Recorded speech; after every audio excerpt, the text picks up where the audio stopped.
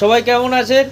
সবাই বাড়িতে চিকলিট মাছ রাখতে পছন্দ করে। সেই চিকলিট মাছের মধ্যে একটা ভ্যারাইটি পড়ে হচ্ছে শর্ট বডি প্যারোট হর্ন অথবা শর্ট বডি হর্ন।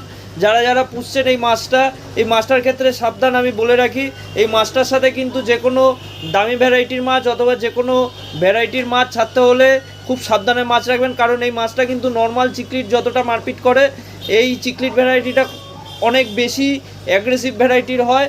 সুতরাং এই মাছটা রাখতে হলে সময় মতন খাবার দেবেন, যাতে খিদের সময় যাতে কোনো মাছের সাথে মারপিট যাতে না করে, সময় মতন খাবার দেওয়া, এই সমস্ত জিনিসগুলো লক্ষ্য করবেন। না হলে অন্য সব চিকলিটের সাথে এই চিকলিটটা খুব মারপিট করে। সুতরাং এই মাছটা যারা যারা রাখছেন একটু বড় সাইজের চিকলিট ভ্যারাইটির সাথে রাখতে পারেন। এই মাছটা কিন্তু খুব অ্যাগ্রেসিভ ভ্যারাইটির হয়। যে কোনো চিকলিট রাখতে হলে এই মাছটার সাথে একটু সাবধানে রাখবেন।